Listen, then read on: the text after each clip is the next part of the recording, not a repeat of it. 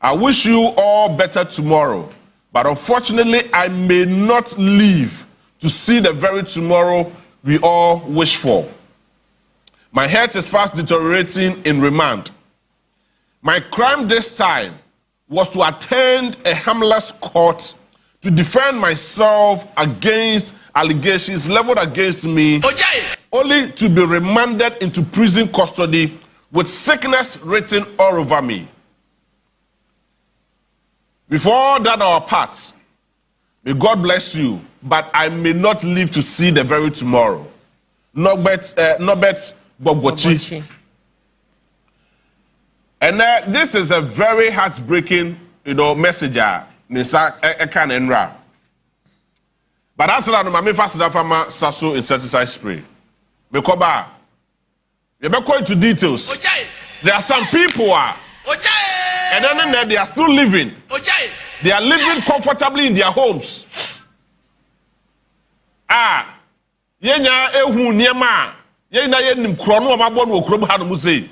are living in their homes comfortably with their families. That innocent people are in prison custodies, police custodies, for God knows whatever reason, best known to those officials.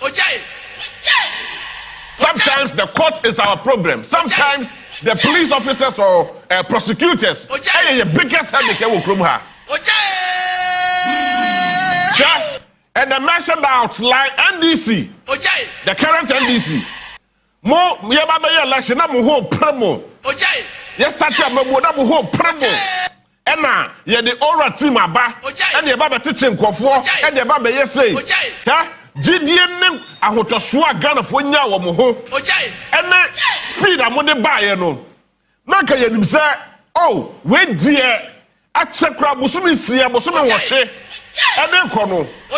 Ena baba che da peke. Ni ehu di pa bonyefo mu okrom ha no mu say. And Adame Kasa. If you have been asked, let me first also insecticide spray. Now also you are for Hadi. Onia Maakye Fabewo so. You may quasi a sing. Sasso insecticide spray and coil. Now so, Mamincho Bibia, Namimo Bibia Kwa baby. But for the benefit of clarity, Mamisa kind messenger. Enra Norbert Bogbochi. Esade Mame. And to me, when I read the message, it was heartbreaking. So now, minim prison custody or that, so that's a woman, so that he found, No, but for wherever you are, if you can hear me, indicate to me where you are, and let's find out because the panoso yare, the pane yare, Emma Yareno is written all over his face, but nobody wants to pay attention to him, just because onidi. Just because he was fighting for something for himself and for a certain group of people. Nani paya kwa that sells. You're chilling way before elections. So I was like, are you still in prison custody? I said, yes, I'm still in prison custody. For what crime have you committed again? Bonnie Ben Bim was answering. I said, Bonnie Amaya and say, and somebody they told me so. Say, what the bunny way? Why away? Judge the Bissau say, I no question what is our bunny way. Or said that be me this our bunny way. Why is I wasn't that be me near? Or they say, you found conquer to fiasse. They are trying to say, it was Africa's Nibi. Meanwhile, also catch the court and say, oh, Yare. Emma Yarena is written all over his face. Everything is evidence. But you're for 3 years, because only the only Godfather. On your political friend say political animal. So he can go and rot in jail. He can go and rot in wherever he is. Really? Is it the kind of Ghana you want to build? Is it the kind of country the person you're building? Prison custodies. Various prison custodies in Ghana. And I'm challenging everybody. I am challenging government officials. There are innocent people. Innocent people. I actually want to go out. You want to go if you see her. And then, some people have died miserably. Some people are still battling for their lives. Some people are still crying and pleading for mercy. But nobody wants to hear their cry. Obian person better sound for 4 weeks. And meanwhile, almost your Ghana for. But me cocaine, yes, we can afford that. I never be brave. Banking sector cleanup. Yes, 12 billion. We're going to spend 25 billion. Compare that one, I'm honorable. Nobody is arresting him. I mean, what is this? Yay. Now, Pastor Muntie. Robert Bogwashi. Teacher ni. As one of those advocates, young guy. No Canadian. Bibiania, a person fighting for the kind of people are, or no more the same as you man. The teacher need it. The teacher say. Now, was sorry, sir, or pay better condition of services. And your man in call for. And they say, what could the bonnet? Bonnet is the way you know, they told us why you say, only Moshe. Way before elections. And your coaches are brand away. The bedroom has some in there. Or Chinabeka has them near postponed, near the Afaha, near the Namha, sa delay taxes.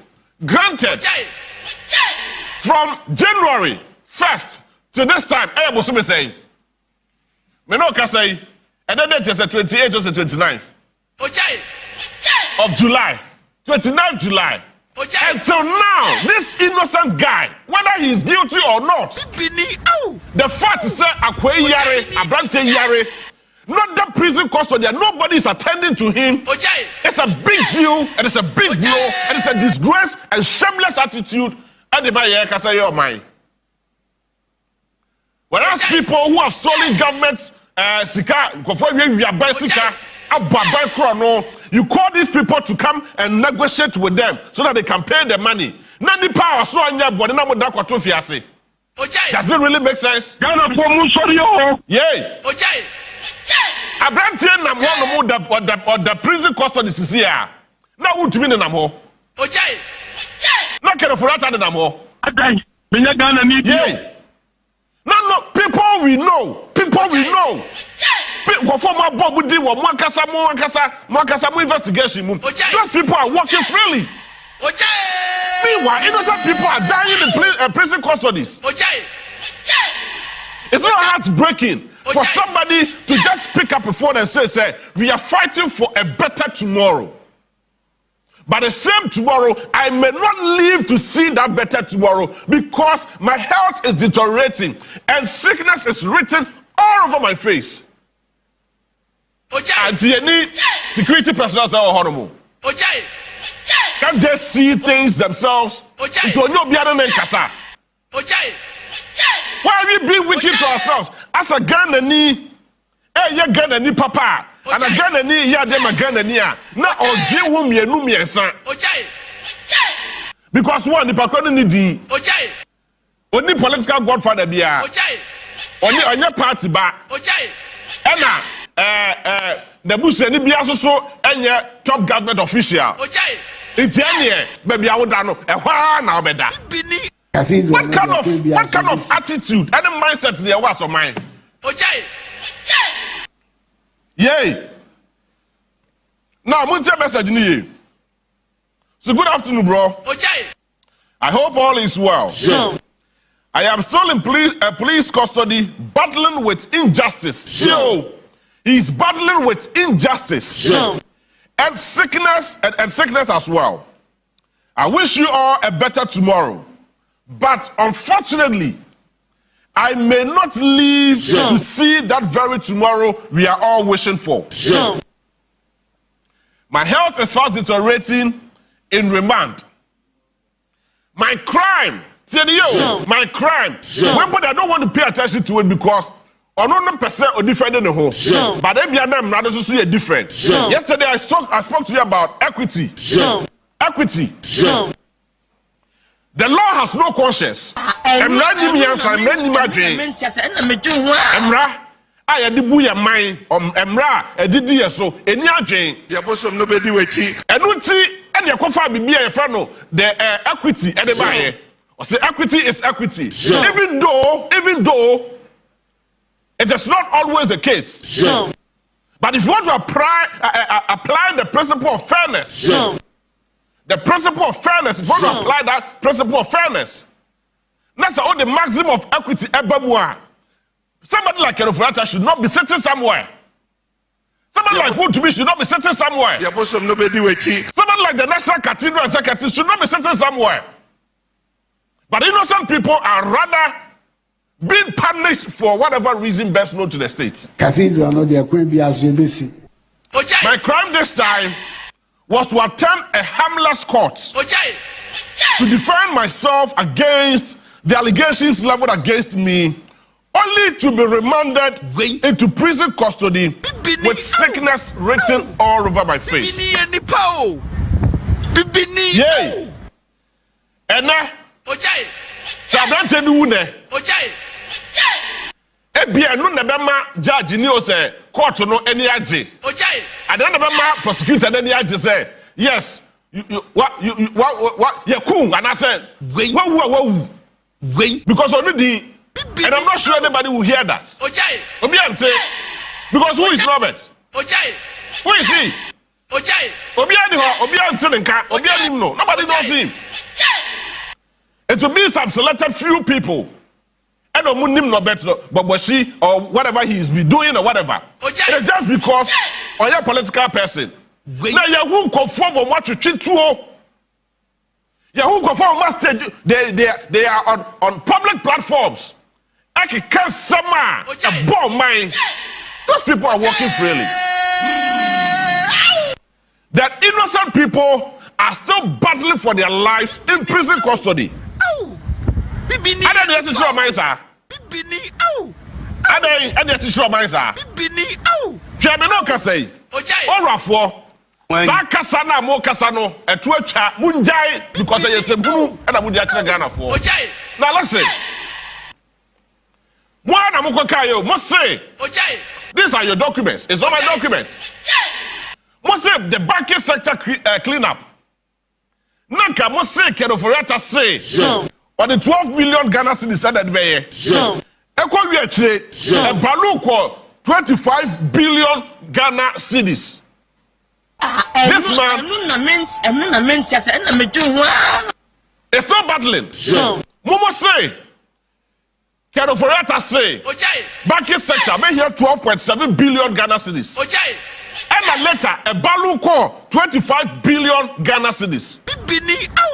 So what is preventing the state, the court, and whatever institution? So let me follow up with this case. Now it's been 7 months now.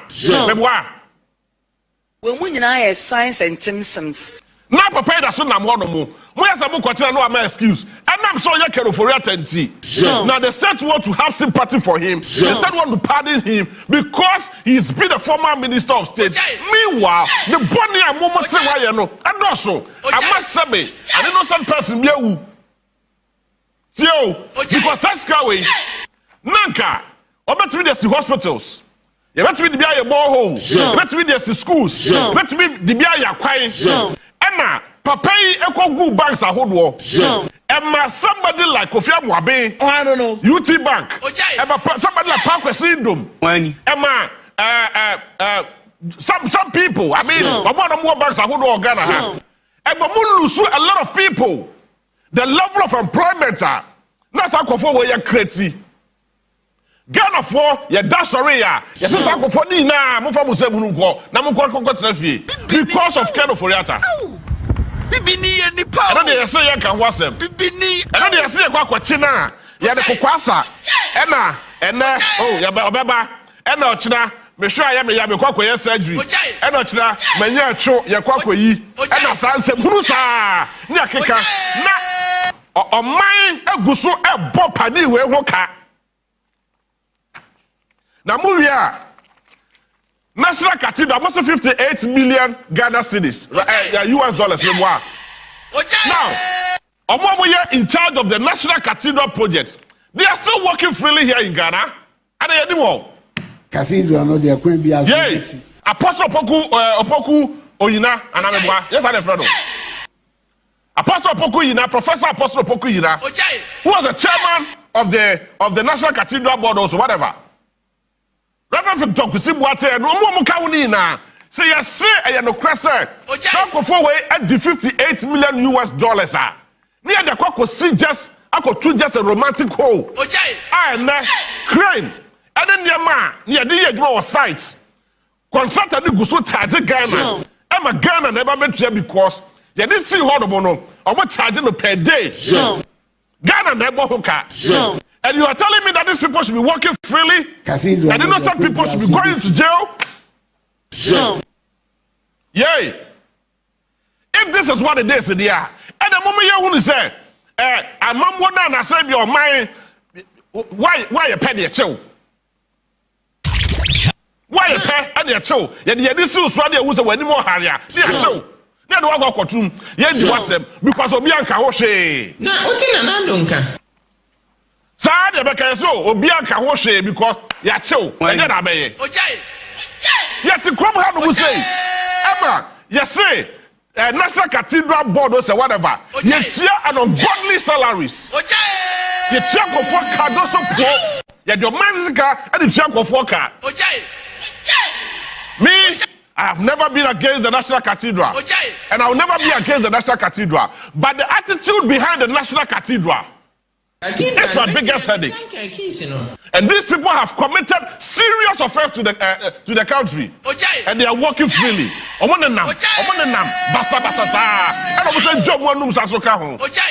That's how go forward. Innocent people are getting rotten in police and prisons custodies. What kind of country are you trying to build? That's how the only day. And I don't know. Say, you sure that's what anymore Harry? I didn't quite show. Say, JB the Baba Chin the hey, JB there. And yeah, poor Quack JB at tea. What you know? Ya call, say, NIBO, say, police, say, whatever, say, prison. Near Quack, they can see a pa. But I say, yeah, the bill, you're granting the bill. I dare see ya pay near new bill taps near EJB, not JB to hold them now or Kikasa. What you know? Meanwhile, not conform what the Bonnie and Casa. And I'm what they are looking for windows. They're preparing their door for so. Not why you're so Attorney General. I'll be in charge of all these things. Some of these things. Because you give advice to the court. You give advice to the court. The Attorney General will be massaging cases, will be hand-picking cases, who are dealing with cases where they enter, and some of these cases, you will conform a prisons. You bought some so remand, you don't go to remand. You name that, I'm not getting by and you say 108 million ambulance scandal. Yeah, that's so Eka Wasem. And I done Kasa. Oh, yeah, no. And you go so Kasa. You are talking without any action. Kwaji who was the health minister, is still sitting somewhere comfortably. He cannot be arrested because he is a statesman. So-called statesman. Yeah. Hospitals I went to me and see. Ambulances are so cut our boca. Now, mind that's what you want to more. Near say, yeah, but I did issue because what the minister paying. Look up, Nanibia, Nash, I only D. And I'm saying, Nash, I could be a banche. Which I would not encourage is that Obi Coco via banche. And Obi Coco will be chrono. But chrono be and tell chrono be. That's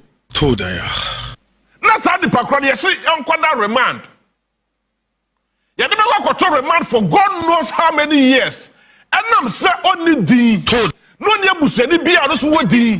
No the political godfather. No one you about the Tidominti. That person will rot in jail. Is that what we want to do as a country? I just say 108 million US ambulance scandal. Menoka say this case, Robert Kennedy say, oh, you open case, you know, and your investigations, and I saw, which some. Wait. But now 4 years, Abba.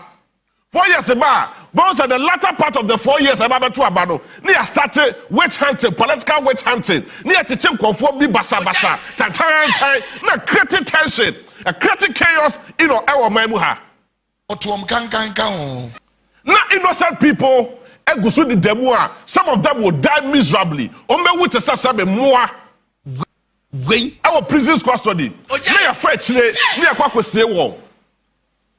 They will be no more. They will not die a natural death, but they should have cool. Our prison custodies and the prison custodies, they were. You see so many of them. You've heard so many of them. And some of these things are heavily ungodly. Your first house to way fight to children mind. Your first time way fight to children because a bus are not a man of God. Here, when innocent people cry. When innocent people it goes against the state and of course in Kofua I am not here to justify say no but okodi body and anybody. That is not my issue. No, that is not my issue. So okodi body because me tell you say you frame me. Police for me chain me. You family court. You family judge. So akokoye body. But that be about the sign or no yet na kokota akokoye body. But the point is that a query I did Mrano and the Faso and the Achi Abrante Yaso and Onua kasa nim no catch a court they say oh yare ya mama de anya no not the whole tunnel na chire bi na se court here ni bemu a watimi aba ya grant the bill kwa keke kwa akokoye asem yes we ntumi akokodi bone wakwaje court atahodo wa chikas afam hwa mama kasa asem wenchiro want to be cast now, you say, or they buy those luxurious cars now to Chini now. Or want to me and Yakukudro because no original chairman. Eti cast in the bar. No, to be influencer, Minister, me or Maya, and I said, be a minister. Naka, what and how authorities paying part of all honomono. As a data, I come at the data. What to me a cheer from? What to me a cheer from? Oh, when Jack Prempo out of more minor. I think, sir, that place, survival of the fittest, it took on when you're there. And I call that position. That time, there, over to find your way. But who need position be there? You lie bad. Not when we have to be a cheer from. No, remember, you saw the luxurious cars because not by our power. Yay! Now, me know me, Yaka Yakwa and the cast Toyota Corolla na sefue near the atoa hodo de aguye so because ye ne ni mo hare ye ne ni mo hare tie twa ne ne bo den what to be antua de akọ demorage na afi bia da ku bia na wutie ska e de am man no na wutumi no mo de na nam ho ye se antua kapre ampede pa ye antua kapre adan menya Ghana ni bio e picho se de one we ni abeya president nti I'm not here to justify so be your body and why your body. But body be your body be. Now I paid here I say because of the YNT. The YNT. And your man cry near granting the bill. And parents say you're quite granting the bill. But not that in the whole nobody wants to pay attention to him, even when he is still in pain, battling with his life, with sickness. Now I don't want to be pain free. Yoko for no any wants to be brothers obi an na na apache ade ya no yehu ya say akwena ona na nam hodu basa sa no told ya braka you see yet me in your mind be say ni anka say wo din there ye fa wo sin chain ye negotiate with you wo need din there go and rot in jail I mean how bibini na 108 million ambulance scandals. The former health minister who was in charge of this procurement and all this, that man is still walking around. I am not saying so anybody, but more I'm the buy and I'm going say, Papa and Abogana Chrono. So you investigate him. How far with this investigation? 7 months in here. Ambulance scandals, how far with it? Can you say, Nothing not done kasa. Anyway, wants to come and negotiate with me. And I will move now. NSS for bar, some of them are negotiating. Please, we do not need any level of negotiation. Crime is a crime, and the law is the law is the law. What am I when we go to law school? But must say emra, sasu emra. The law is the law is the law. That's what you were saying. And I'm not ready me, but they did GH boy. I'm not a Timmy, but I'm Chinash. I'm not a Timmy, but I'm captain. Yay. Yes, in every rule there are exceptions. But exceptions move on more a bomb mine. Remember, what is your name? These are the same people. You see, I call Bobusia. And they call those ambulances.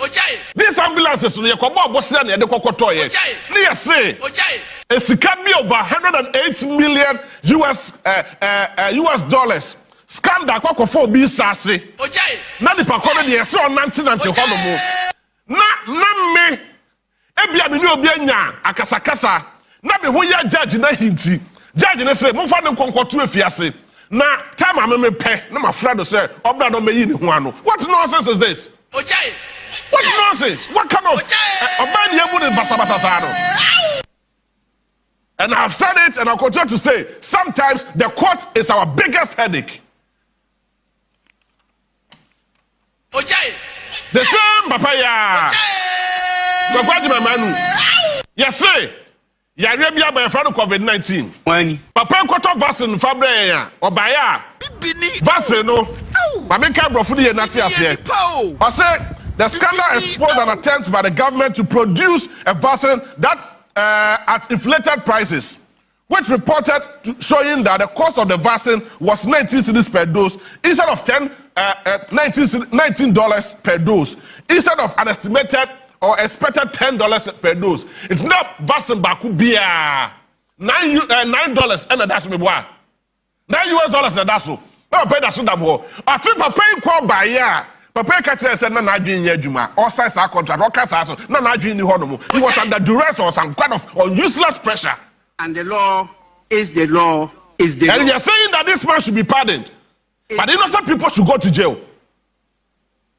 And the law, yay, $108 million is what we are talking about. These people should be pardoned because of because of a former minister. No problem. But the same year, Baba and dear, selective justice, dear. Then I don't think that or man be ye. Then you're going to do this selective justice. Say where the Yaman and South on your check a crack. But you share national animal now show that when more hurry to the bra, who need the that they found Kokotum crack. Not judge now share when him. And I'm saying, when you buseni about what we are called judge no honomo. Not in a con negotiate. Now in that do come on. Look at and say, oh, Mr. Judge, this is not what it is, but I'm ready to negotiate with you, or I'm ready to do something to benefit all of us. Now, afraid you will say, Judge, never free assembly term. No free assembly term. No much nasty, no more assembly network. No biafan who free no call. But who they only do it is hard no a bit sit down. The law is so straight, which I know the law is so straight. That is why there was an introduction, or there is an introduction of equity, which is fairness.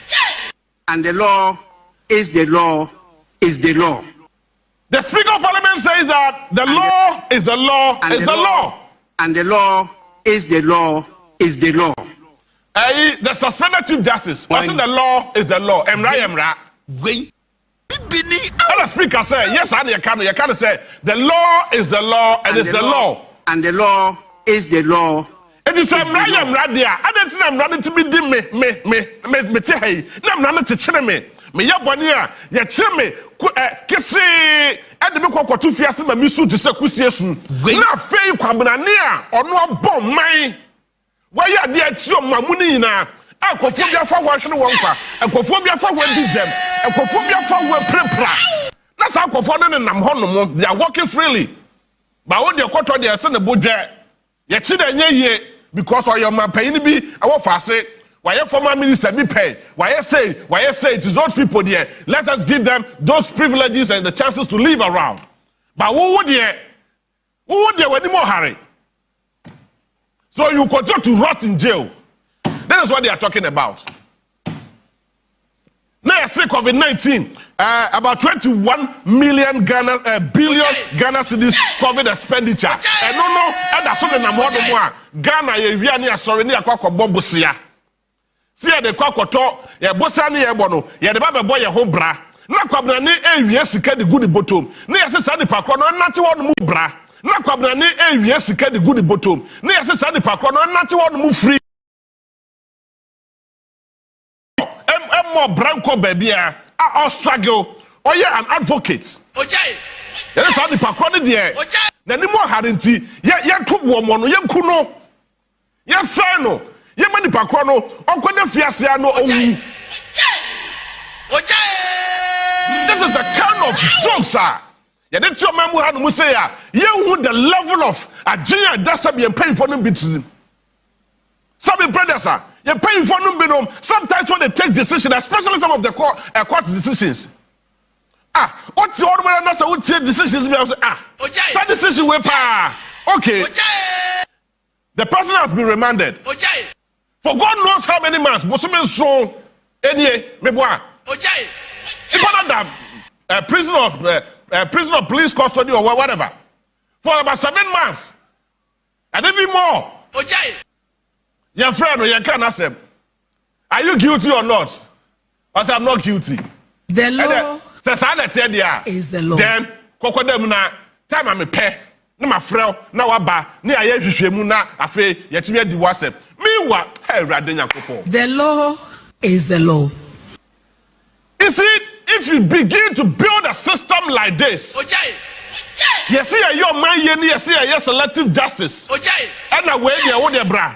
Or says they own another national heritage, national service authority. Wano, Nana B, and I'm ho. Yes, I see John Romani Mahama. I can work campaign platforms to play. Nana B, Mamba, about Cheno. Why is Nana B still walking around? Yay! Why is Anabi still walking around freely?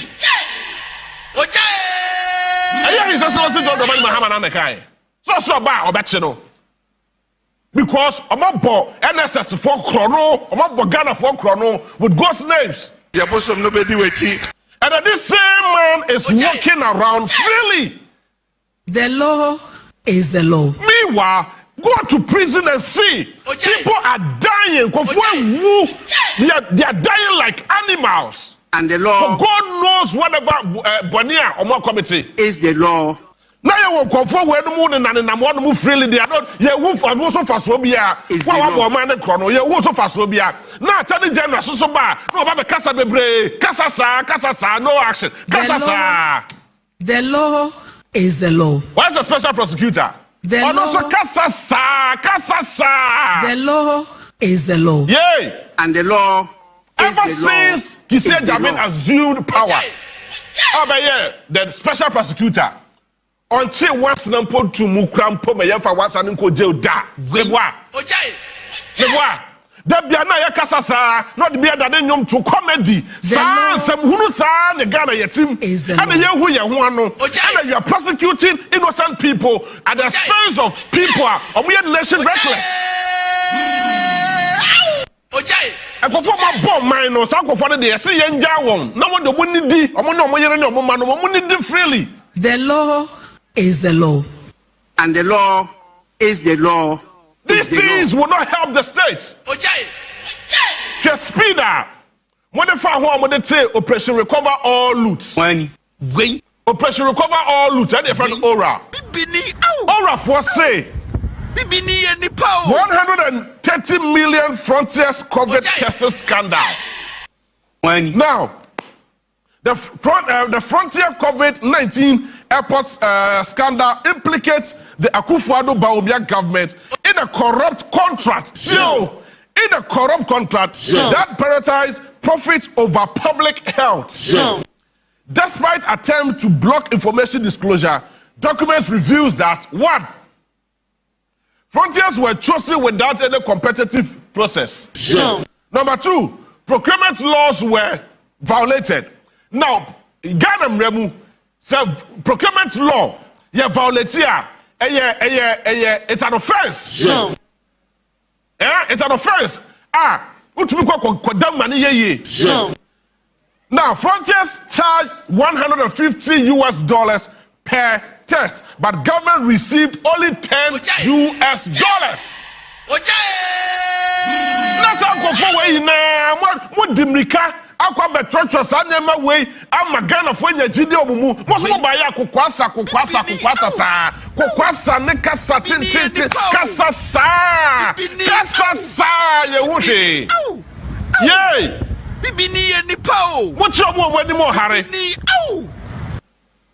Bibini. What you want when any more hurry? No more down what do because na go kwaya political bibi na fe ya say ya che would media e dey menya MPs for ni bi no more your more to say Ghana budget Bibini.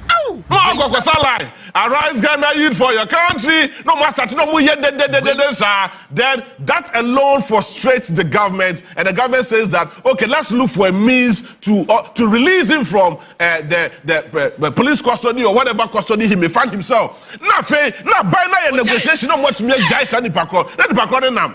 But me na say there ye nya sama ye say ye ni obia me need your Mahama telephone number.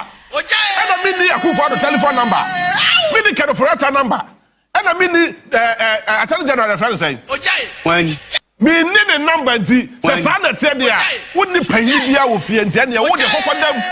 Me nya ho a ye ba be ka wasam de ama. The law is the law. And the law Yay. is the law is the law. Kasa sa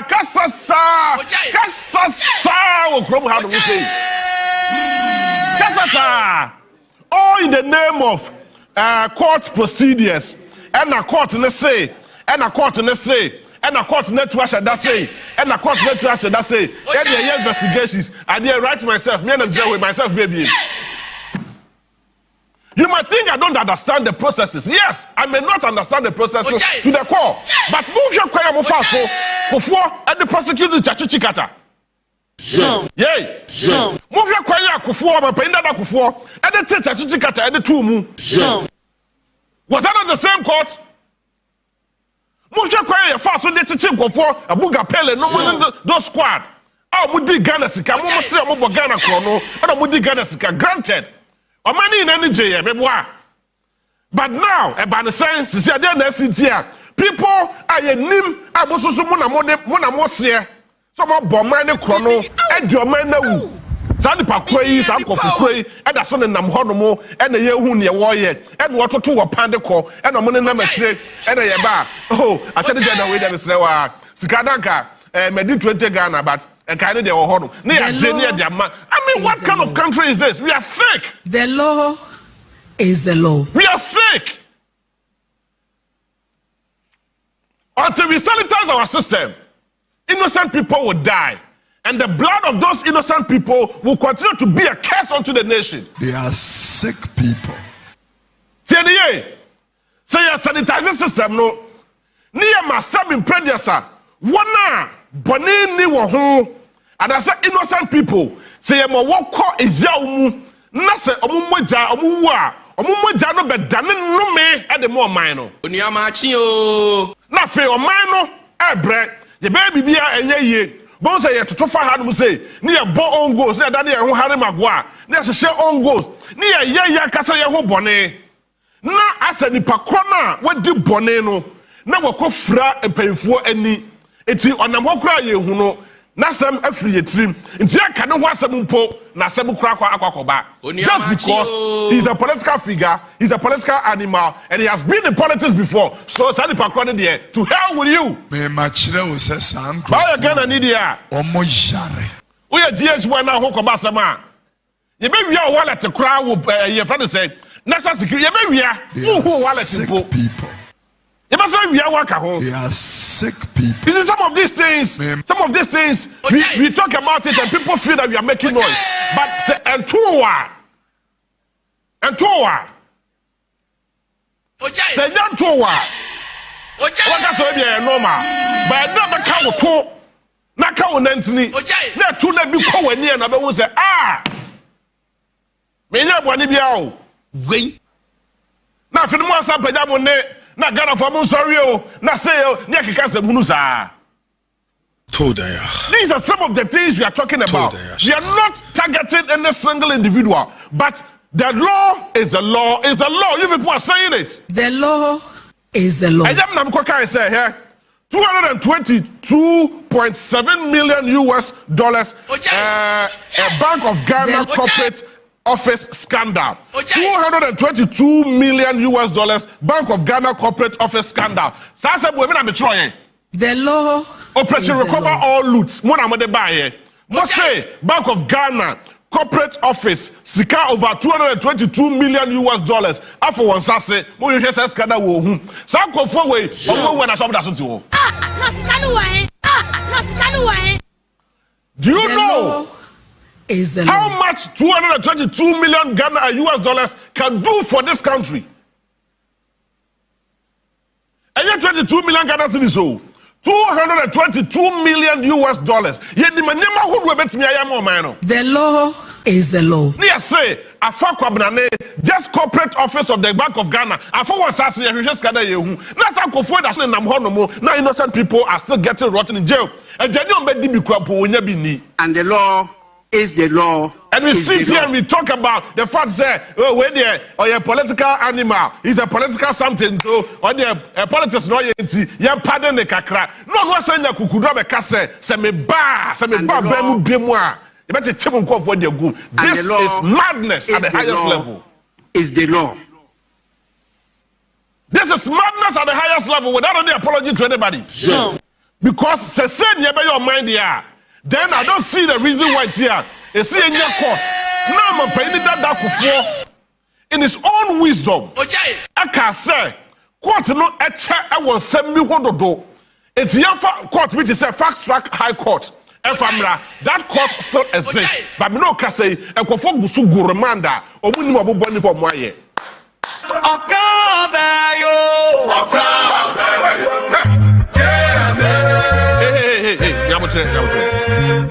You see, these people are still walking around freely. You see, Yakoko to Pualugu Dam over $11.9 million US dollars. You tears scandal, you see a scandal $11.9 million US dollars. Pualugu Dam. Me no can say, Oko Honomoa. Bibiani ho. But the young bosom ne sama ne go to Sadam no. See, and your bosom, and Nanya Samai, and Nanya Menana, what would the baby, and the Coco to Sadam no, and your Quabrani or Tasso. But the law will not deal with people like this. No fear, but no fear, what can you change the moon? Ni pay, what can you say? Oba, Oba Sume say, I'm not being saying because Sandy Pakon when you want it, and the two of mine, granted, the Atias. I feel the Pancreas also by ya. Also, no one did one idea.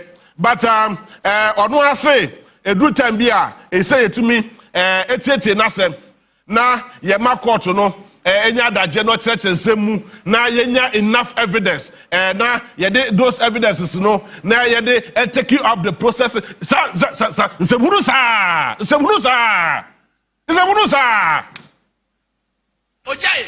Mr. President, with the greatest of humility and respect to your office, innocent people are dying in police and prison custodies. Almost all remand. But people who are nation reckless and people are mwakasa mwatlani almost say omwedi omainawu. Sir, also President, nationwide reckless. Fine, me that say. Moses adi pakono ebinuma di Ghana wu abo Ghana krono ama Ghana akoko gina baabi enye nti Ghana sisi de anim onyam atwetwe form nti enna se president omapayini John Dramani Mahama apeti ro e de twineto a na se ebi ni hodo mo a age se ye dimrika eko IMF eko bobosia na ye de sasika ne bi e de bi atoti ro na ye de sasika ne bi e de aboye ho bra ye de bi abetua adwumayefo kade na sefo na ya say sasika ne ahodo na dodo na akwa hwehye kofo bi botom a ya say nhwe ye hu enti yemma yemie mranim na yenya no enne ochira because court no e won se bebre he Wait. say the ediment from memu a Bibi ni ye ni na fe attorney general tini aba begina platform so na fe na dan ne kasa what is this talking all about? Yay, what is this talking all about? Please, Ghanaians do not need explanation from you anymore. He said, Ghana do not need any explanation from you anymore. Just say, oh, kwa ticket for your tadiaba. What did not to red interpose, red alert, or whatever. So now, you are not telling us anything. Say you better say you say we negotiate you say we dey you. What is one na moye adanko that day. And as we the Ghana for agidi agro. Na attorney general na fe akwakoba say nipa bia omabo man ne kro no say wanche wona and as we hwehwe wona asemu a na kasa akofo no be fesa sika na di kwa na so akofo na ba say omo no be negotiate so so ba ho kwan say wo no negotiate whilst the law can deal with them and still recover all the money for us. The law is the law. Sometimes some of these things you call law school, but some of these things you should apply common sense. The law is the law. These are some of the facts. These are some of the things that man you hear because innocent people are dying. Is the law. At the expense of Obia Penibia. What Bogana? Look, every corruption is a denial of somebody's life. And the law is the law. So what did Ghana Sika? See a man Sika say Yama GH boy Sika say $10 million. GH go focus school are dying. Na enkra enye bi entena mu no wosua de no mutumi mebo man no. Na GH boy say Okoto Foundation $10 million na san. Into school that want to be a see. Na school akwala no da so tibia say. Na who knows? That get be ku akwala no. Nti be wo say eda oye na bi beba. Ni ya start ni akeka nsem. Wait. Ya start ni akeka nsem. Meanwhile, ye wo kwota hu no bebre say so ye miemu. The law is some intimate content. Is the law. Because we are tired. And now you're two way the shada. And not tell you two way the shada. And now way. And not tell way. Look, this is not what the Ghanaians people want. Ghana for you when you pay action. See it me teach atuti kata tumu. Say wakoko bo man ne krono and I say we dig Ghana sika. Is it different from Kedofoyata? Is it different from Kokwaj Mabanu? Is it different from who to me? Is it different from Onua Momo say Momo Bobodi? So Ghana krono no. Are they different from the same old people who were in prison once upon a time? Yay. The fact is that innocent people are dying. Now finally, Mr. President, most of your people who are NDC executives are still mining in virgin forests. Are you aware? Oh, I don't know. Yero Kofi Amabua, Minister in charge of natural resources, lands and natural resources.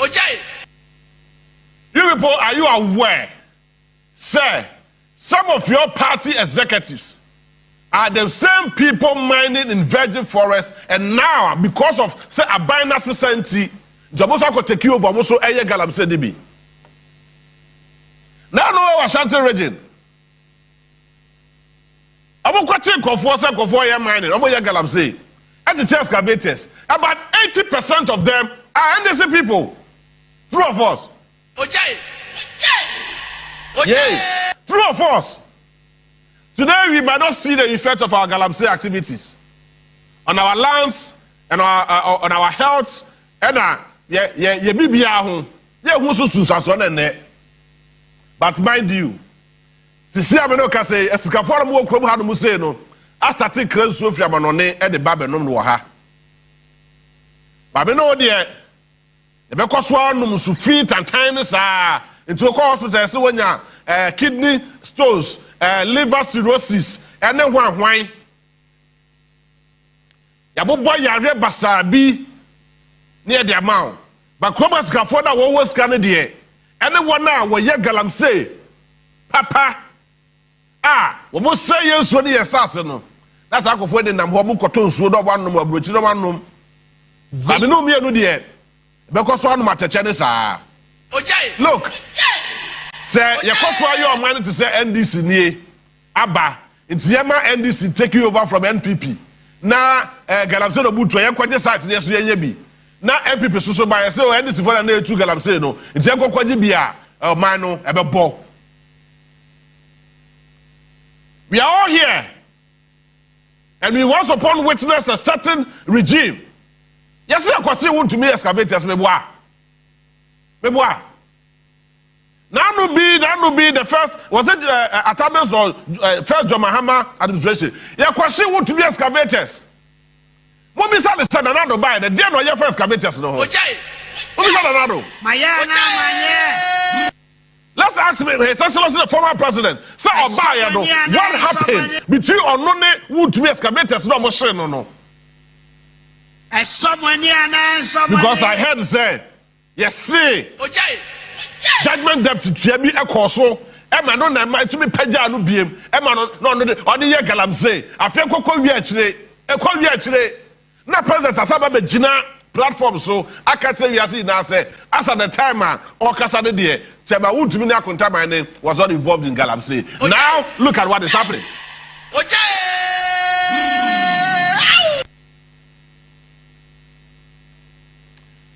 Until you rise up. Until see about sorry. Until some bruni about kaya ho. Probably be an answer na mupe. Be an man of be an answer na mupe. 7% bruni kaya ho e kaya ho. Because enyama e kwaso no 7 prediasa e be a time. 7 prediasa e be a time. E be a new e be a failure. And we cannot continue to accept a country, a developing country like Ghana. Ayepe, then ya komo bosia, ade betwa dia ne di. Ya komo bosia, ade betua adwumayfo ka. Ya komo bosia, ade developmental project. Na sika no, asa de ye ni kenten ekosuo de agu ankremu. How possible is that? How possible? Na ye wi a, eto ahodo akese a, eso ni mfaso. Ni so de go Ghana ni tiri so say wo de wani mo harent mu kotua sa to no na manyofo no and looking for a certain window then omofa ho no momfa nko. Is that what we want as a country? Yeah, penny. So you say ni penny dia any aban a wote so besrawa change your taxes. Change your taxes because one of these days, don't do my fruit gare. Ne mabru so be sorry. Ne mabru nya sorry so so a. One hwe ya na kokofa se bebre e de aba. It's so bad and it is extremely terrible. Ye mu man sa, ye nya mammo sa. Nipa no waye bone. The lives of the innocent people matters in our country. God, said you can't answer by your bread. Me can answer because who here? Because the same NDC people are still doing this illegal mining. You know them. And also say workers are who are buying a bamboo for money war. Where one go for? Please. Let us be responsible as a country. Near to two year because and yes, two can go Dubai. I go the holidays are Dubai abo braye to send a boy a braye na can you say na can you two cry and call on say ye kwakwaji ani wo ho ye kwa near the girls na so for there the omukọ.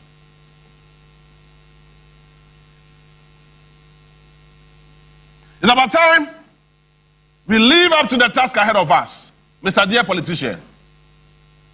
Remember that today you'll be given the power to rule us. Tomorrow you'll become an ordinary citizen like us. If you don't do your work well, you'll be judged according to your deeds. Maybe at the JB, because the sasso is exercise spray. A bit slow. You ever see her? Onua Maakye fa be wo so. Numekwa aso yasin. Eye Sasso insecticide spray and coil. All right. So me emra fie na ye bedi komo e wo hard mo say. Odia 95.1, of course, Akuma 87.9.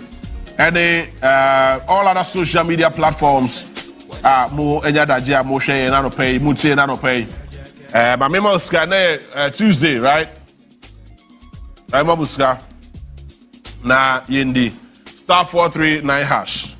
Na yema muska star 439 hash.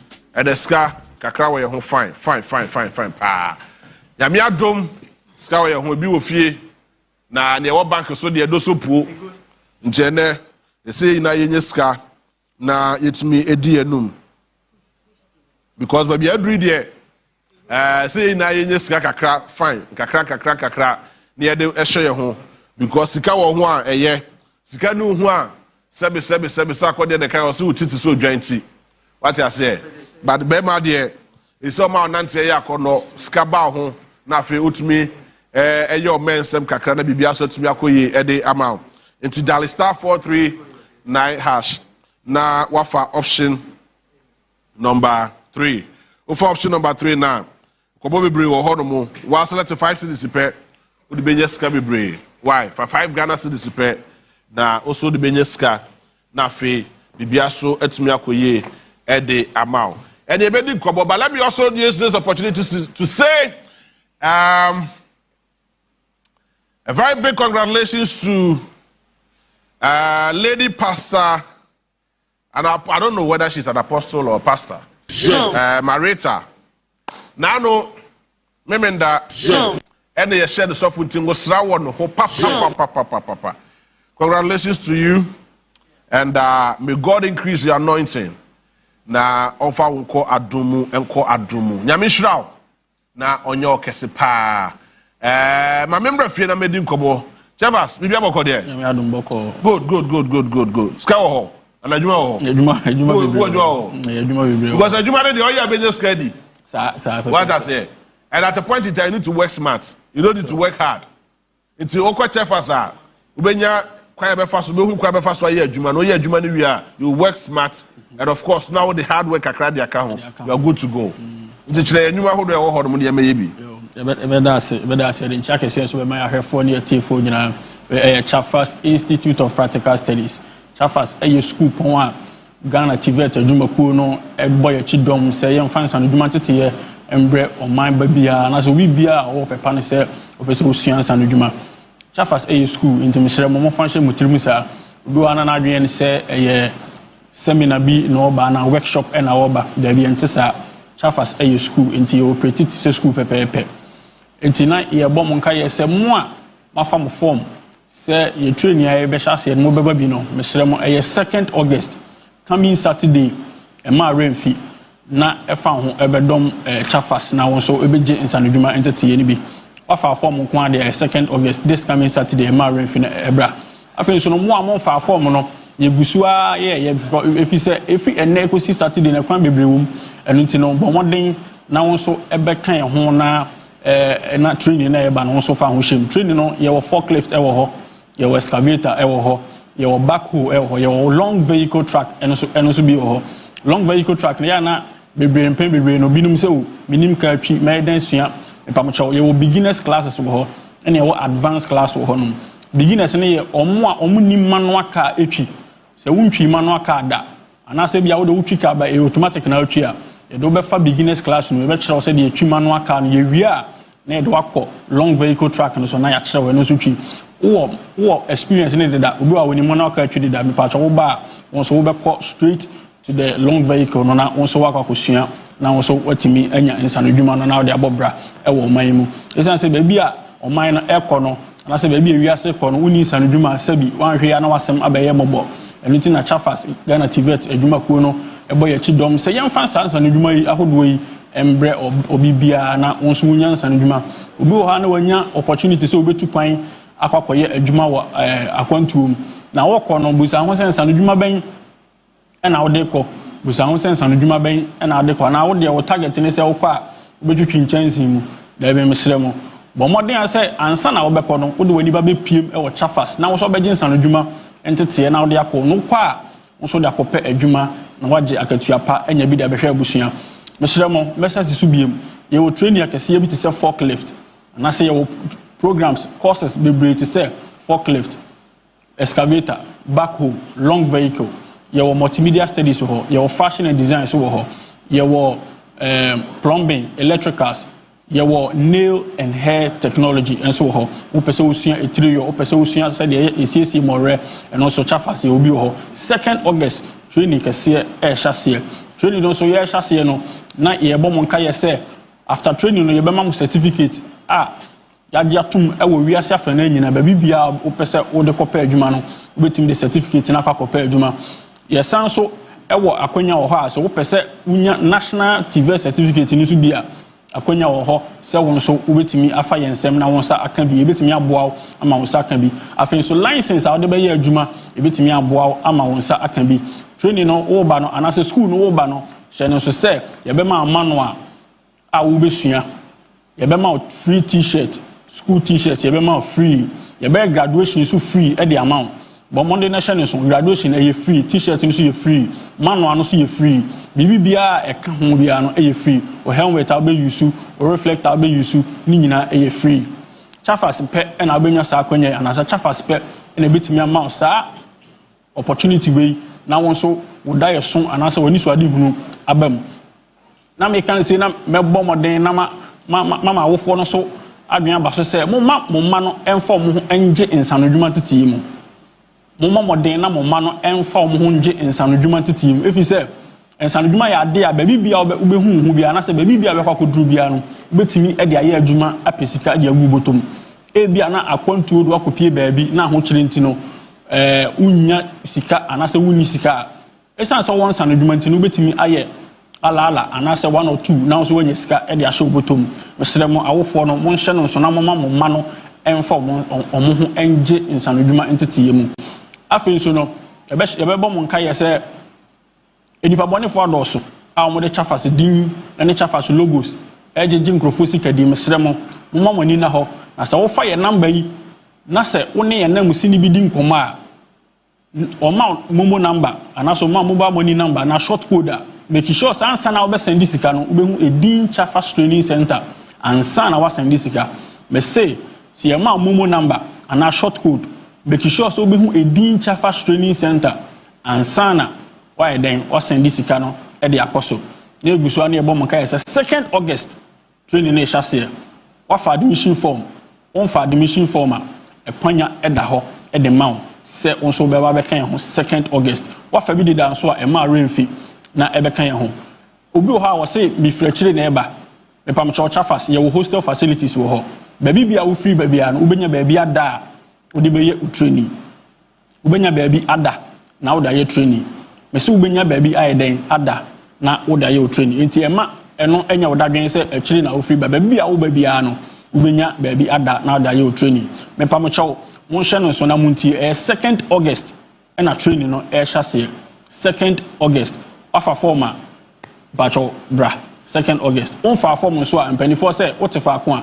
na what ba de so sori waka na efa number no na won so den e frɛ na so epic wo form na won so be kan ye ho 2nd August because training na e ba ne de e adutwam e sonko graduation wo ho free t-shirt free manual free helmet free reflector bibia e free apart from fees a obetua it bomoden na 2nd August e be kan ye ho wo he ye kira kwan a chafas ye wo Kumase ye wo Accra Kumase ye wo Abrepo Esubonten Junction ye Bengal filling station usi wa Esubonten Junction na busa sa wo Petrafas officer obia e de obekọ Accra so ye wo Tashi First Junction ye ben MTN office no ye ne Shell filling station no na edi nhwe ni mu usi e wo First Junction na busa sa wo Petrafas officer akola Accra bitimi de wa ye den akọ eni ti no je number no na e save after we no betimi afrɛ na woni anam sifo no edi nkomo number no e 059 69222016 059 69222016 059 69222016 Chafas we say learn by doing Chafas we say opportunity for all. Unim country, unimade, wako school, but modern, nebe PM, ewa chafas, now so jet in San Juma, entity akese, Bobra. But I say, me na chafas for us na Yankaya who said Juma who here, into Bomodia, so don't be quite share Juma mu. Or more payloaders, ne fork lifts, or back hole, ni nabi or honomo. Now, let me say a sincere condolences to Enra. Akwenshia BSC wo Jaso. Emma ka akwenshia claim about 16 lives. Nkofo do sia and wo hwere won kwa around Jaso in the Ashanti region. Accra Kumasi Road. I claim a lot of lives. Now be can be experienced the other chiro. Eti yesremo drivers for ya munya botre kwan so. Na you make sure say a kwan so brebro na emfa sumdwe emfa mbre yen. America for Emma say Heart Builders Real Estate say amo asase wo fie ebi so wo chopole ebi wo ningo pram ebi ewo Shy Hills ne ade timesra wa ne bo no eda form o matete so ye promotion ye 20,000 Ghana cedis per babeja asase one plot mesra fan kodi wanum emfa kodi wanum emfa kodi wanum 20,000 emfa kodi wanum fata asase na fa bobra e china bi one ya one see fear o mad came baby so be say hey dada now what for 4 to ton see that now to one aye dey e ho na be bo hina ka say sata na miniska na bo mbebo no bobody Heart Builders asase man so bi ani ho 20,000 Ghana cedis per from 0241 665 200 0241 665 200 and at 0540 226 276 0540 226 276 from Monaco Pesa ni bito na etumi muao and now scanner some person be sit down e Ghana ha no mu say ya but what dey na call orange sea no mo fa won tu kwan why orange sea for the be tu kwan me dey bia boko there bia boko na no she me bo wani so be sro me pese me tu kwan Ghana funu me me sro ye do beko ma me komra na me ko di holidays be tu kwan ache oh passport nko ade ye do beko oh maybe abiti oh me tu kwan ache in fact the last time me tu kwan is about 6 years of bibisa Matina Ghana had no ache mo ma me nko kakra mra why aha je fa na mo de meko o de se ne a ka Finland ase me pe Finland e ho na na ye do beko me pe Finland pa because I kro no ni ho kro no ni ho why okay si mo ya na mo fa me nko me pa cho ma why aha okay medical den chakese ema watiefo na yekosua nsano adwuma o chafas ne wie dia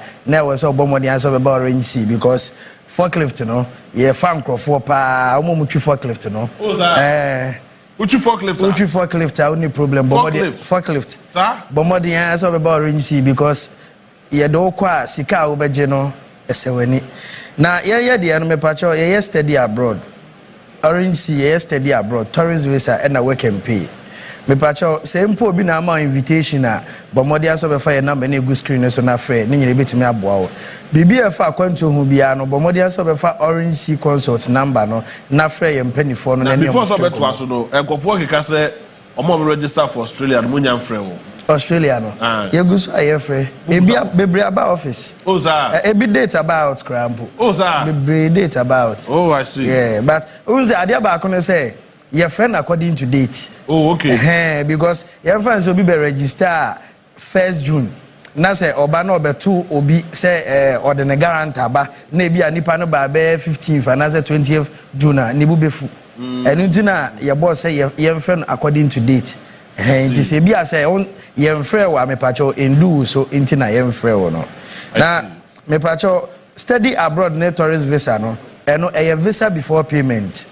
Ovisa ni ready a obeko no ansa na odi esika mayen country apese wo kono na bomodi asa obeba na be kire ne enkyere wo ho service charge ne enkyere ne no ntena senya ho hyehye na ye start process na emma me pa che ye wo China nso wo ho se bi a opese okofa enema beton bomodi asa obeba orange sea consult because Togo kono me pa che eye bomodi abra because enye sika kese bia ene kura wa sebi akakra ne kra wa me pacho okọ China obetime nya niam a ho e ma na nya wadwen se e ho ye China emuwa ntaji se bi a wukura beye millions of cedis ansa na watimi akọ fa kakra bi bra Orange Sea na yenye visa before payment ni bi ma na akọ bebre kura timi ba ebo ho ani sika nso but ye boss ene na ye hyehyeye okoba na wabetua ne aka no ama no fefefe nti se ebi a opese ukudi dwa e wo China bomodi abra ye wo offer wo ho ena me pacho se bi opese ukosua de wo China nso a bomodi abra ni nyina ye wo offer wo ho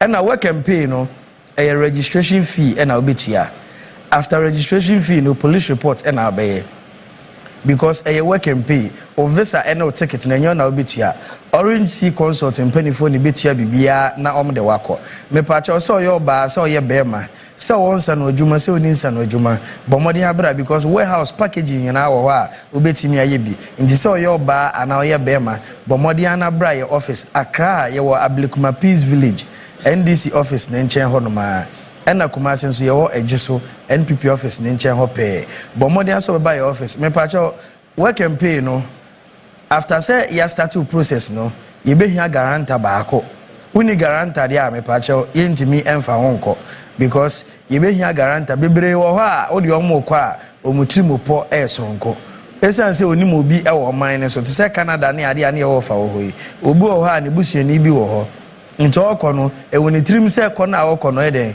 o dwane akwakohye ne nchen enu nti ne age guarantor no nti se bi a okono odwane kohye nipa ne nchen a na guarantor no ya hwehwe ne age sika wono ho ena ye de no ade ba kokra de wom ne se obi wo ho se madam fu bi so ko kata odu ye je ne passport e free ne nsem me pacho Orange Sea ye nje passport e free onsem enu nti na se oba your office na new passport a ye betima bo wa mo anya passport but enye ne ye betua ho kama ne nyina eye wa woka udu our passport no enye ye de ya enti ye nji mfiri onsem sa ne ma we nyina enti eni hia guarantor no enti in case of ebi awokọ na ebi ase okodwane anase ebi awantu esika kra man ya guarantor no ne ye behwe no na ya gi esika me pacho bomodi anabra se oyo ba anase bema me pacho adwuma ewo ho ma se obro 55 dia e na yentimi emfa wonko but unya 55 dia bomodi ase obefa ya number egu screen so ina free me pacho se ye kase registration ye se registration is wo ba ama ya ju sika kese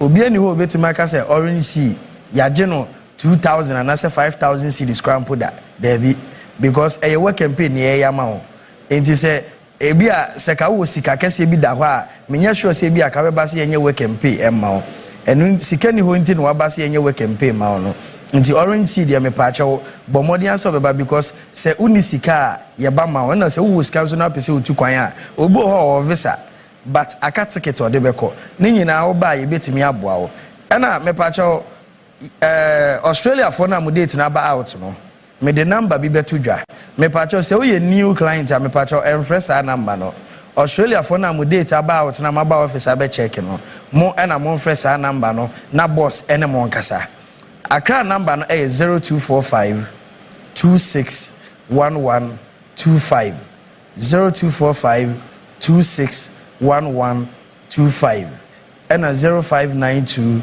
932375 0592 932375 and Kumasi number no so is 0544 868 551 0544 868 551 me pacho Australia now pa is Australia no a whole registration there ya pause answer ye pese ye wi omo de no ya ye omo de no na omo nkwansa Canada no so aso nti obi a na ne de January by this time they dey aba na say omo ni January for ni nyina omo date about nti obi a wo January na ne de ma obetumi afre me pacho say ebi a wo be register January February na say March mpo na ebi a date anase onte yen ka me pacho bomodi na friend number we ntina make am we new client me pacho men friend we omo date about anase omo be register no en friend number we 0546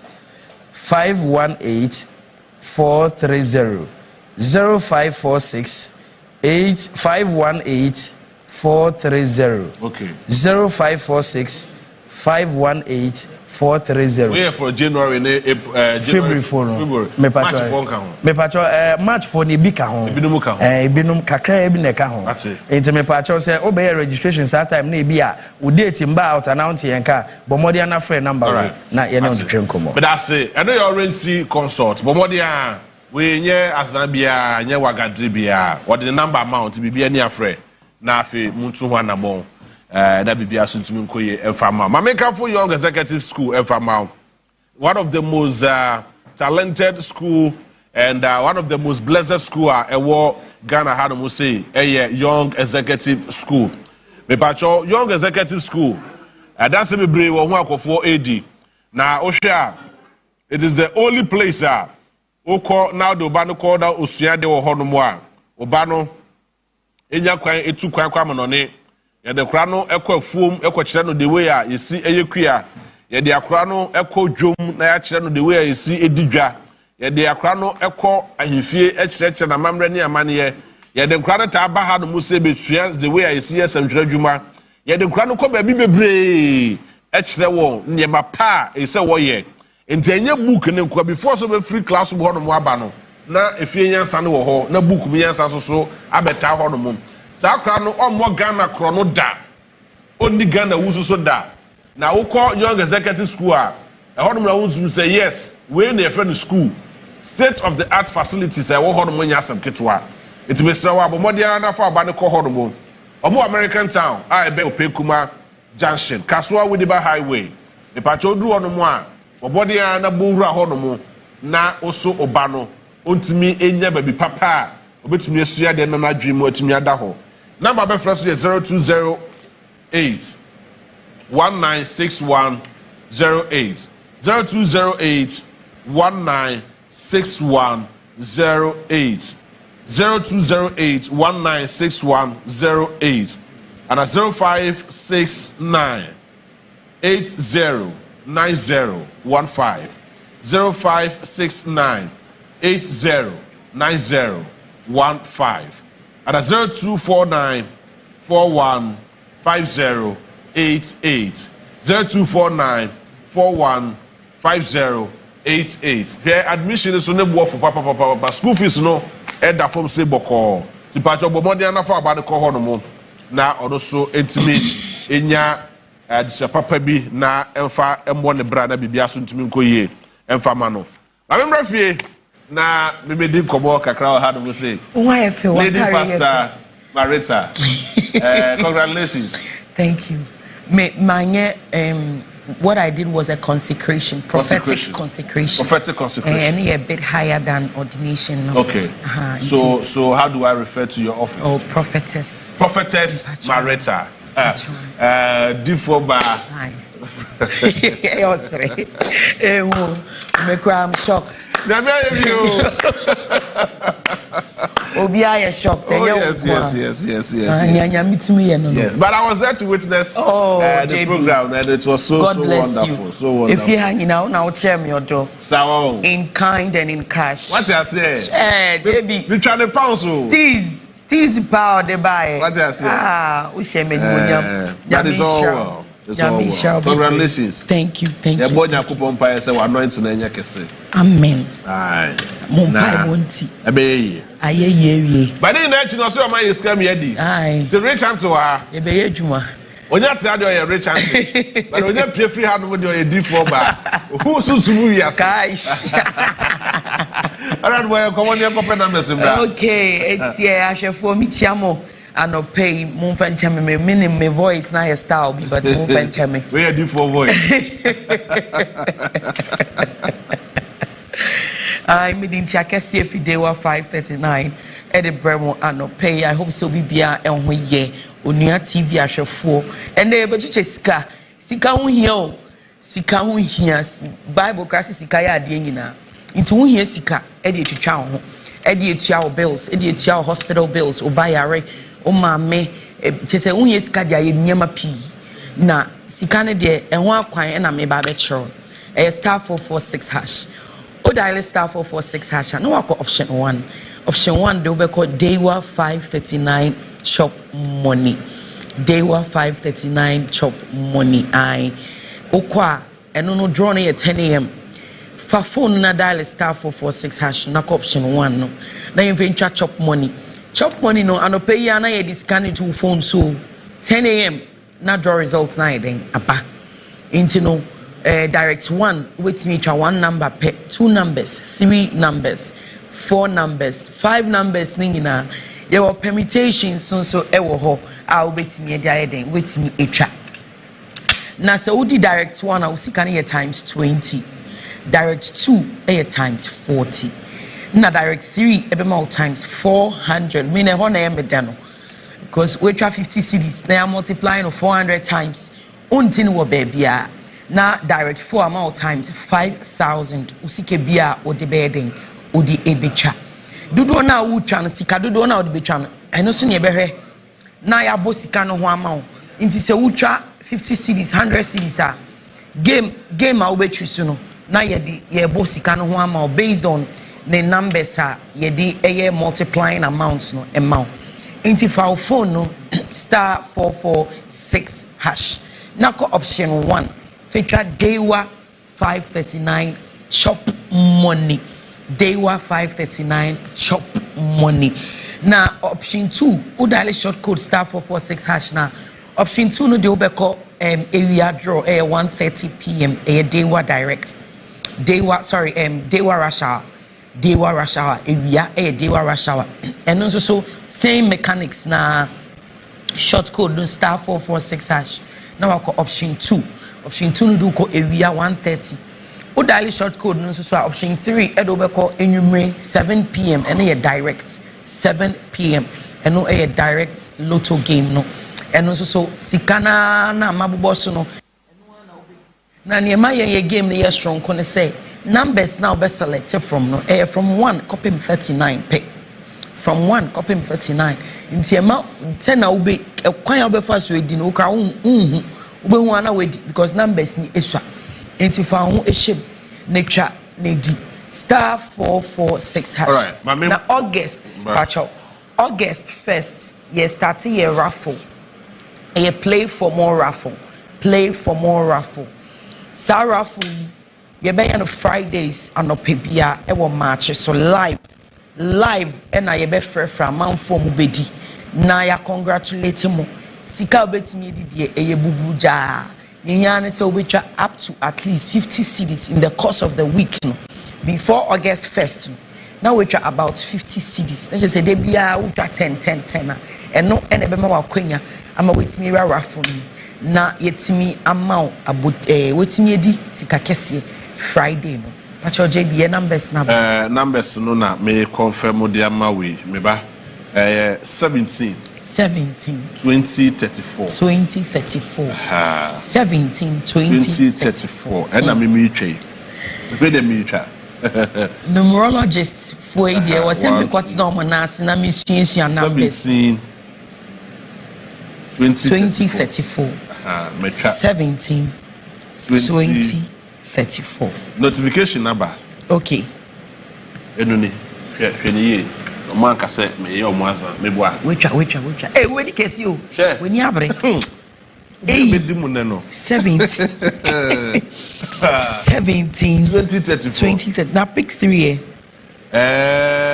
pick 3 82 bebo 82 bebo say one number patron 82 okay and then the be mu ne no 17 2034 and 82 right 82 to pick 3 no one say down no o dial *446# na no option 4 no dey call pick 3 chess 3 numbers and ever draw ni mo to we select one number from 0 copy 99 not 3 numbers ne bobo a o number ni pm wo first draw machine mo e be ma times 40 all right it will be page there will be on fat number ben oh mama I may pick 3 okay fetch me before ba na say ba second one na times 15 last machine here times 5 then we say go through all the 3 numbers then just say times 500 usika go through all the 3 draw machines at times 500 usika we yan chechim bia friend 0556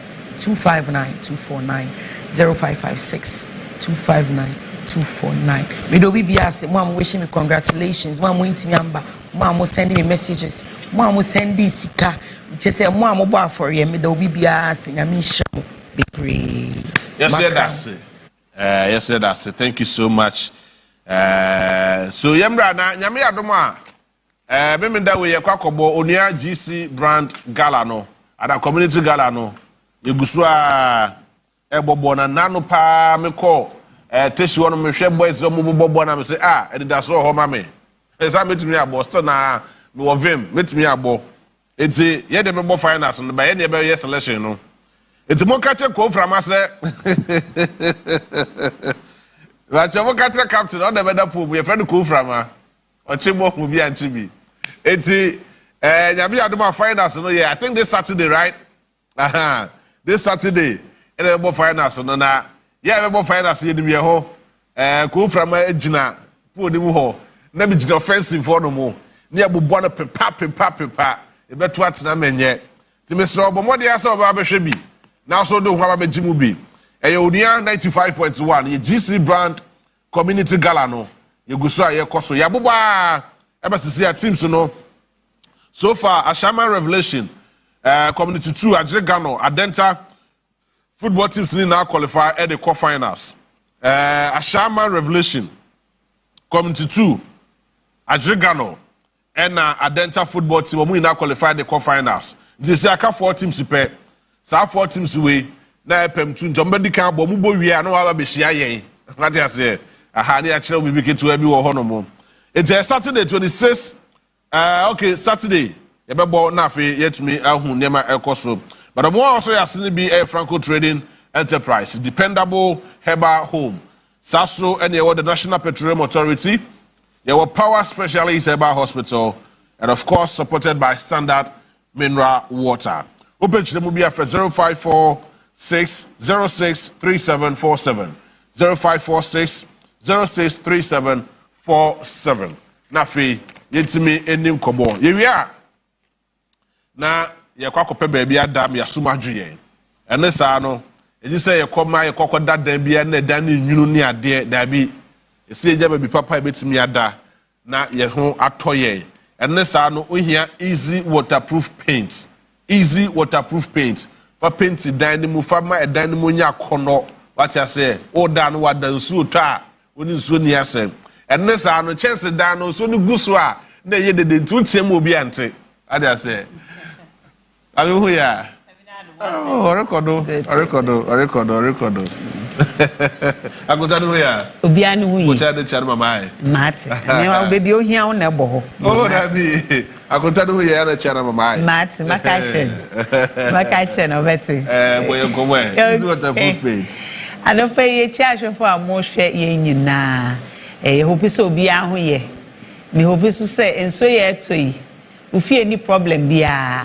Na ufie ni problem a enokra ni hia se yese wo ade o so obo hu ban ansa na da bone aba enti wo a wo hwe me a wo efie a e bia wo hu se area wo tim no amanfo walls ho e wa wai pa anase otumi hu se apoto bibre e wo mu area ho pa no wo nso ka ho anope you kan utitiri ntia na mabaha no ye easy waterproof paint e na me de e brew anope ya ye ka se dan esi ho eche ansa na wetu akwakotena mu a eye wotenya problems bebre wokokotena mu a dia edikan ya edeba ne se dan ni si ho na enso ne awia ebo no na dan na ho oden no so ete edeba fom te ete deba fom ne se eniema anke wo se wo de bo ho ban te se easy waterproof paint a kawaye plaster na awia wo de bo ho ban na wan fa nya ne nti na dan no asha se wa ukotene mu a na oye wadwen se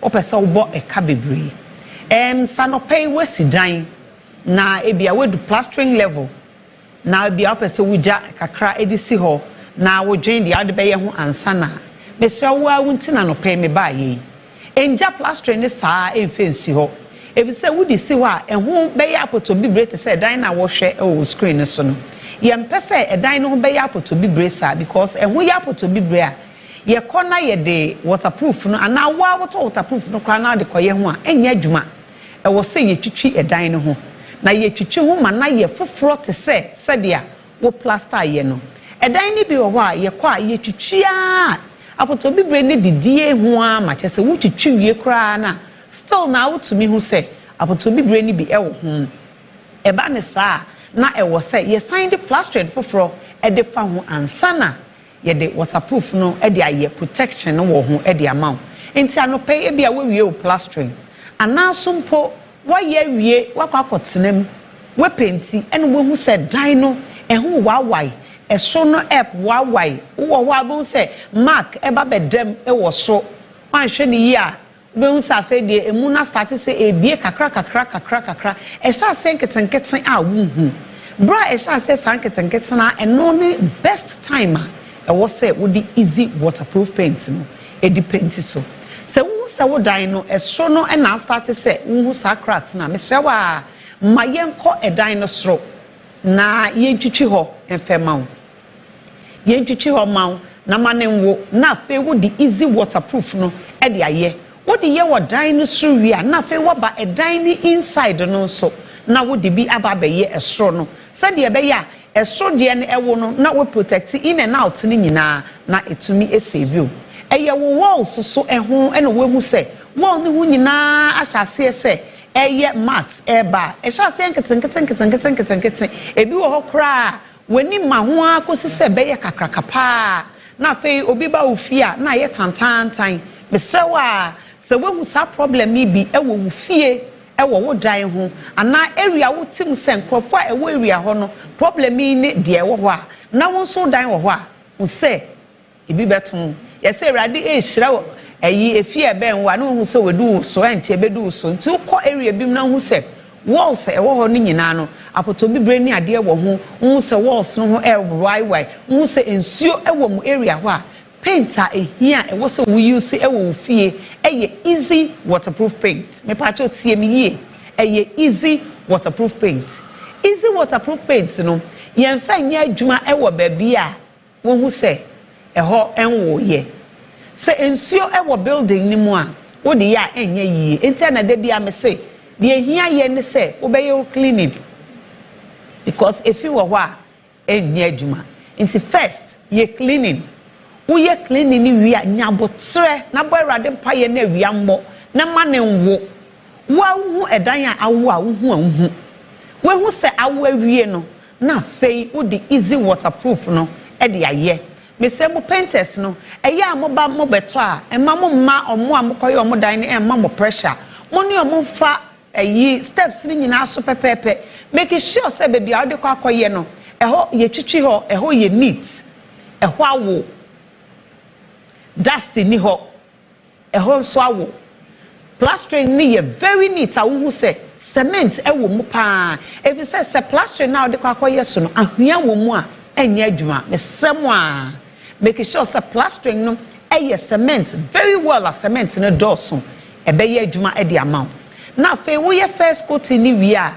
me pa chow enti say wo normal paint bi a wo to no wo ye first coat ni wi na say ya bonten a wo beja dakro ana 24 hours e ma na wo eye inside a wo beja 48 hours ana 2 days e ma na wo very well and sana wo the second coat na afaso medical aka say easy waterproof paint na eba in any color of your choice but when you see waterproof no na won jane sa je say bia e roofing so de obetumi aye waterproof na wa jane sa na ye wo walls ho any floor dia when you see waterproof color ni wi a ye be sign e the same color no acrylic e the aye wo top coat amount eno no eba in acrylic matte enim no very mild ededi na eba in acrylic semi-gloss eno no enim no fe aso difo ba Marietta enim enim o se de esi bright no matte ne te se JB enim eda hoboko na semi-gloss no eno no shine ete se ma makeup sa netie enti eno no na obechusi unim se baby awo no oily anase bia enkolata edi agro anase ho no ye very busy place nipa eba na eko ensane nam eban ho ne ade a wo be use semi gloss no eye fia wo de ensio semina kakra ntoma anase wo sapo very soft na ode ahohoro na efi ne ko ɛwɔ abɔnten a nsuo ne tɔpɛ ɛbɛhohoro efi a ɛwɔ ho nyinaa mesɛw tie me yie na wanyɛ sɛ abrante no me kon ɛwɔ shopping mall no me wie food in kamebo. Once you use the waterproof no you top up with acrylic paint mesɛw top up with acrylic ebetumi aye acrylic matte anase semi gloss now they are cover waterproof no so eno no ye for walls no and our floors no eye roof no dia the waterproof it's just okay for you because eno so tope na if you know if you so mesel ema wo dan embungu so emre ensi dan na fe edu se wo tena mu edide no na wo san koboka empre no enti anenema bai enso ne to esai niema freyen ye wa beka junction a quite na de call pass na behu Allied filling station bi Allied filling station opposite gate blue bi wo ho e hwa na easy paint wo and na freyen e was 0243 70 76 96 0243 70 76 96 bra easy paint na yen solve leakage problems ni and protect all die ema. All right, me that say na me koto paint bia me we me bobo hwene nkyere yo ko easy waterproof paint no mo wow na uwia so pesca asana they call easy waterproof paint what you say enti dial star 439 hash star 439 hash 39 hash nafa option number 3 and afa yetimi ama sika kakra sika na bi ofie medical catch say sika ofie ebi wo bank ebi wo rem bebre na so hye ye ho what you say nti eni areho kra bomodea na afa also dial star 439 hash na ye ma sika na di sika de bebre wo ye ho sika yo pa sika wo ye ho nti o dial star 439 hash abenye sika kakra de ahye ho na afa bibia so fine pa e de amount na afa ma me momode na me ma o power specialist about hospital ma me dia ya na me shira pa shrankan na mamia dia ya de edro wanso de abadwa manso a edro no etu yare ase enso yare so kra ade ochia yare titi dipa yare biti se hepatitis ne eni ni B ni C ye fa ntwamu ewodua ya so ye power specialist o obegu nanim ase atene tedi amount saso na obomode na yare biti se fat liver etete wa so no kona so ya otu ase edemount be ma wanya prostate enlargement na we immune system no ayemre yare fihi fa na heto gidi pine left and right back and forth sana we here power specialist about hospital edia ya honomo na wotumi aboa osa na tamfo saso na fibroid de honomo de yefantwamu ho kra kwa obese na ma na sana kidney stones so sa na ode do waso de abadwa manso a SK no adwuma ne se yefunu ekrobia wo yefunu bia ema yefunu eni ahoto bia no SK no etu ase de maw timesro frema me de ya no moa me na duro no maso bia hwe o abibiduro pa dudo pa eno de agu botum na FDA for so age atum se ti batcho fre 0244 544442 0244 544442 and a 0200 383831 0200 383831 na fe oni ma me adua ya eni nkomo na ontumi muao bobode na ko bills microcredit no muntumi ema osika fa start business bills microcredit say uhie ska dia tro onwuma mu a de uhie akese pa ya Ghana card for Ghana card bra ne yema odwuma yema osika na fa ko bi wadwuma yema osika ba de Kusi wudan yema osika ba de business bi apese de ye bia na fe eni da so ene ahotoso asanso aba nya da genetia ne kakra na oba bills microcreditor yetumi aboa na bibia so tumi akoyi tumi so frɛ 059 692 0833 059 692 0833 ne uhia Ghana card kai hunu sɛ yɛmfa bosia no ɛmfa maw ɛwɔ internet so enti fa ho adwen obi frɛ sɛ manebosia anaso begebosia we internet so a twa we no so fa we mra nipa kro no ekrofo che no na yetumi ngu nanim asemfa mam saso na ABC game aba *262# *262# bacho bomodia dynamics no doso numbers no doso be follow procedure no na fe ye de ho ahyem na fe wanya sika edi *262# na wa follow prompt no kai said draw no 10 a.m. anopa 4 p.m. awia and 9 p.m. anwumre and ye draw no to choose wisely baby apese sika kokoshe na fe wanya sika so edi na finally so Adama West Africa Semeka Jose or the door was ready by cook cocoa tontom cocoa akate member no mutisi cocoa afuso a omo ewie no basa no the sewa Adama West Africa so ye kuani emfa ani nkyere bia brother so ye na ontumi emwao na sumdwe suso emra na nya sika uye kuani a you deserve better. Every farmer deserves better. Uye kuani a memehia anahokyere endokro uye kuani se oso nya sika. Iti Adama West Africa no fa Trevor Aseta Star ene a master emfa mwao na so odobaye no enso doso. The number is 0544 32 5030 0544 32 5030 and 0270 57 5030 0270 57 5030 eno eye Adama West Africa obosa no adwuma ne bi no bobode ana from no muntumi emwao ba me bisa question bi I don't know chief of staff na so trend this Yera Julius Debra.